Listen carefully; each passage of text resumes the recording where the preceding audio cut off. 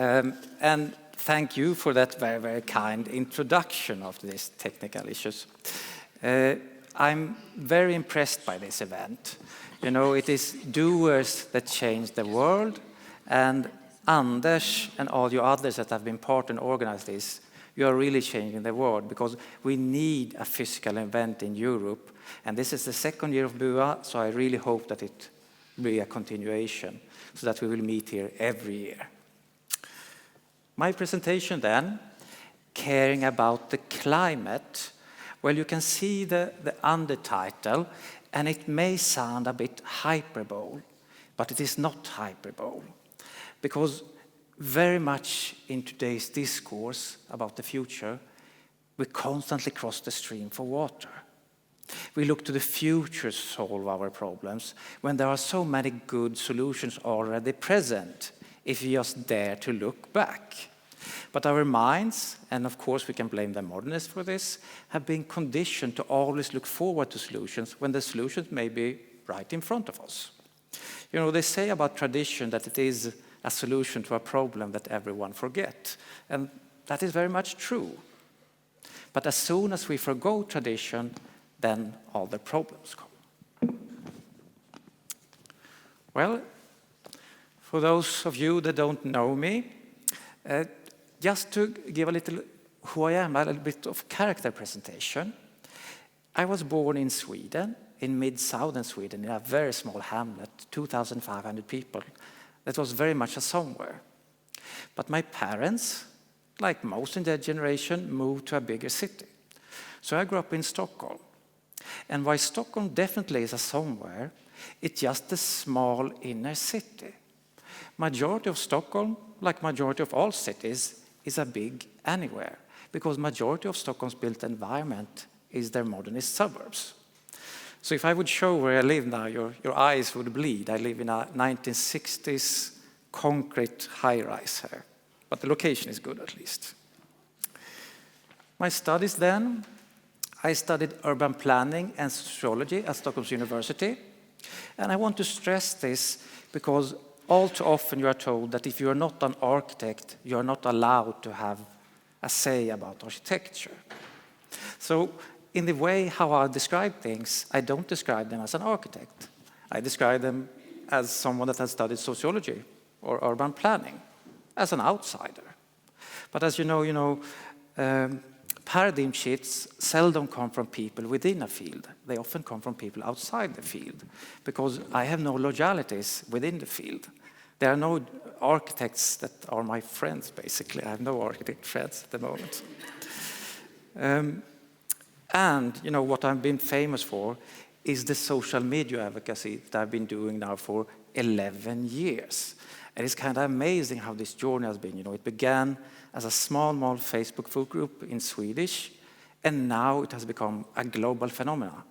There are more than 24 architecture uprisings now, all over the world, not only in Europe, but you have in Latin America and you have in Asia as well. So this also shows, you know, the need for beauty is universal. We are all humans and we all want a beautiful environment, and we all are sick and tired of the uglification of our cities and our built environment. What are the modern problems then that I want to show a solution for? Well, these are just a few of them. There are, of course, many, many more, but I have a short presentation, so I just picked 4 of them.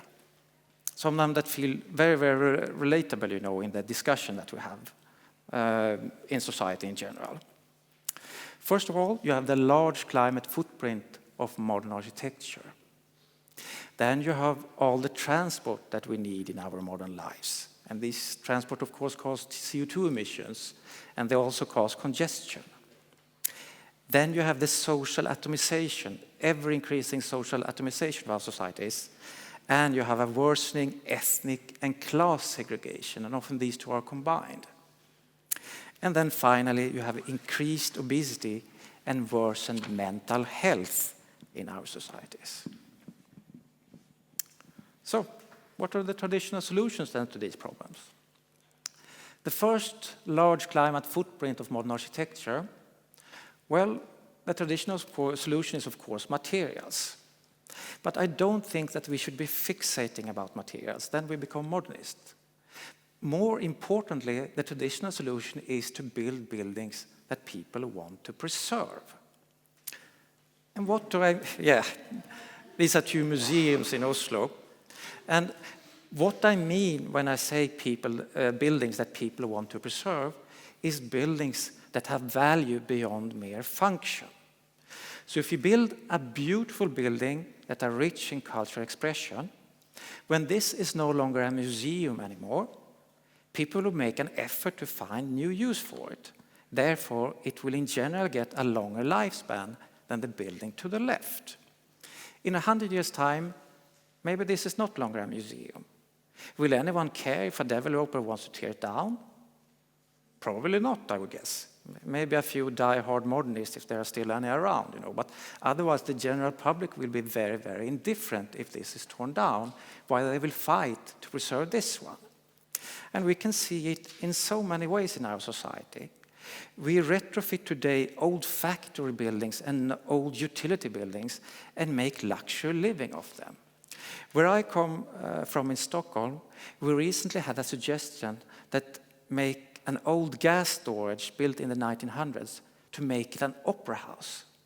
Could anyone, imagine us having the same thoughts of a gas storage built in the 1960s, that we would repurpose it to an opera house? I don't think so. So if you build beautiful and rich in cultural expression, your buildings will generally have longer lifespan and thus lower climate footprint. The second problem, that of transport, that we are very much in need in the modern world. Well, the traditional solution, and this is something that I will stress many times of solution, is cohesive urbanism. No dead spaces. You use every nook and cranny of the built environment. And then again, gentle, cohesive density. To the left here, you see a new urbanist plan. But this is not only the fault of new urbanists. You see many of these site plans. You see a very spread out built environment, and there are a lot of dead spaces also. And what I mean with dead spaces is, of course, not that anything can grow there, but it's a space that no one owns and no one can use. So you get very much traveling within this space. Compare it to old urbanism. This is Skagen in northern Denmark. You cannot see where one district begins and the other ends. Every piece of land is owned by someone and utilized. Therefore, if you have this type of urbanism, then transport is much less because distances are much less. Also, when you have an urban space like that, walking becomes an activity. You will make a conscious mind, I will walk today. More than often you will use your car to get anywhere because the distances are large. Here, you don't think that you walk. It's just a natural mode of transport. You go out for a walk because the distances are so small. Thus, you reduce the amount of needed transport with fossil fuels. Thus, this lessens transport very much and CO2 emissions. Many of you maybe have seen these pictures of Leon Krier. And what he means by this is that we haven't allowed our cities to grow now, especially maybe in other countries, but I can speak for the Scandinavian countries at least. We haven't let our cities grow now for 100 years. Basically, what is downtown Oslo, what is downtown Stockholm, is the same as in 1920. The cities may have 4 or 5 times the many residents, but what constitutes the city center is exactly the same. This leads to an over-concentration of economic activity to the old center, and of course, a lot of commuting. And it doesn't help if you densify the suburbs. They are still suburbs, and people will commute to the real city center. The traditional solution is, of course, to do exactly what we did before. Build new city districts. And they are wall-to-wall with the old districts. It's not rocket science in a way. You just let the city naturally expand, exactly like you did before. Leon Krier calls it duplication.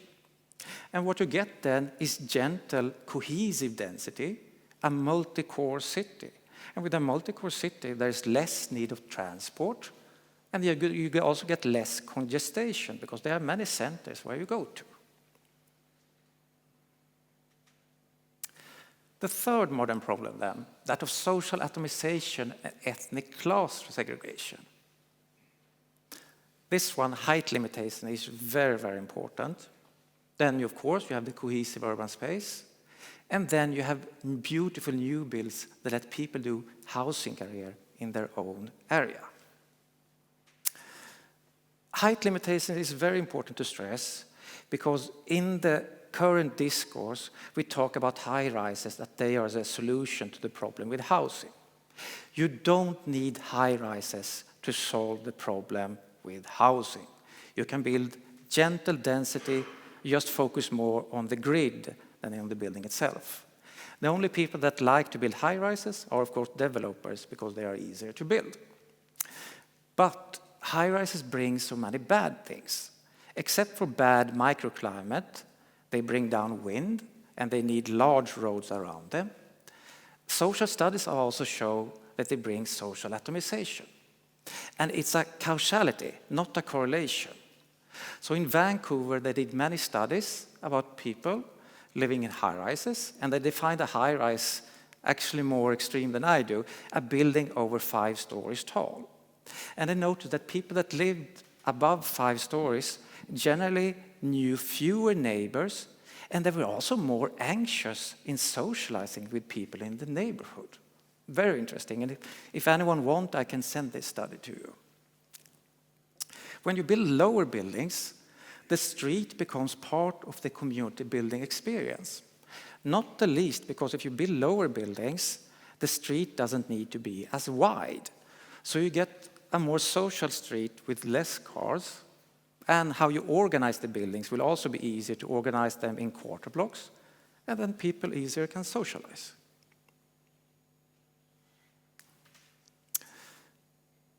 This is almost a hallmark of modernist planning.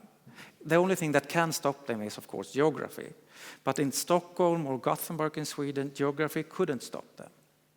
What you see here is a very distressed area in Stockholm, and it's totally physically segregated from the surrounding built environment.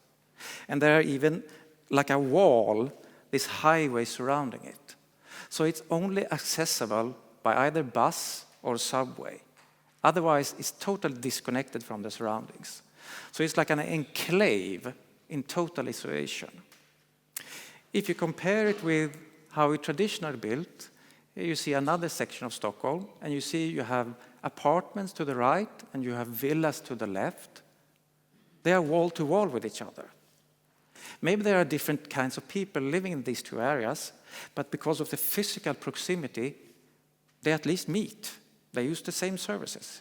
Maybe they don't socialize in private, but the proximity just makes people physically meet, and that can always be a good thing. Here, I stress many things, but this is something that I see more than often. In our socially distressed areas, when we build new, we often build horrific new builds. Why is this bad? Well, because it cements the area's low status. In every generation in these low-income areas or these distressed areas, there are certain people that succeed. Will they make housing career when the new builds look like this? Well, of course not. They will move away, despite having family and friends in the area. If you instead do like Le Plessis Robinson, it's a French small town or a suburb to Paris, where lots of the original stock is 60s concrete, but you build new beautiful housing. The people that succeed in the same area, they can still live in the same area. They just make a housing career. Thus, you get a more mixed area in terms of class, and also the youth can see people that succeeded in their area and get different role models. Not only the worst of the worst, the gangsters, but you can see this person grew up in this area and he's a doctor and he lives there.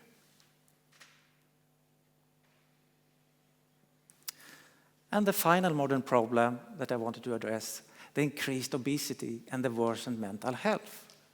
With the traditional solution, where we can say it for the final time, cohesive urbanism and beautiful architecture. And I made a claim there, the classical facade division. Because beauty is very, very much objective. But if we go back here to the cohesiveness, as mentioned before, if you build out a spread out community, walking will be an activity. But if you build a cohesive urbanism, walking will be a natural mode of transport. Sorry, it's mine. Walking will be a natural mode of transport. Thus, people on the right will actually be healthier than people on the left because they will walk naturally to all their errands. They will not go for an activity, now I go out walk in nature. They just walk or bike, whatever they do naturally for the different errands. In terms of beauty, well, as mentioned, beauty is more objective than it is subjective. And this is supposed to know our origins. We are savanna creatures, and the most important thing when you stand on your two legs is to be able to read your environment. So the genius of the classical architecture is that it's readable and stimulating at the same time. Typically, in the classical facade division, not everyone, is that you divide it into 3 sections. So you have a very solid base, the base, you see the line there. Then you have a mid-section, it's also marked here, and then you have a roof section. And the roof section, the windows are often smaller. So it's very easy for us to understand this building. Regarding the stimulation part, you see that windows are organized not in one symmetry, but in part symmetries. There are many symmetries on the same facade. So there you get it, a readable facade that is stimulating at the same time. And this is enjoyable for our mind. Thus, we relax when we walk in environments like this. So the key of beauty is just that we can relax in those environments because we can read them, we can get a grasp of them. If you have a modernist environment, well, either they are dull for our minds, as you can see, and there's no, 3-part division of the facade. So the eyes try to make a grasp of it, but it's harder to make a grasp for it. Therefore, we rush through modernist areas while we stroll through classical areas, because we always feel that we can read and understand our environment. So that was my presentation. And don't necessarily believe it, but digest and analyze and see if my arguments hold water. That was all. Thank you very much for listening.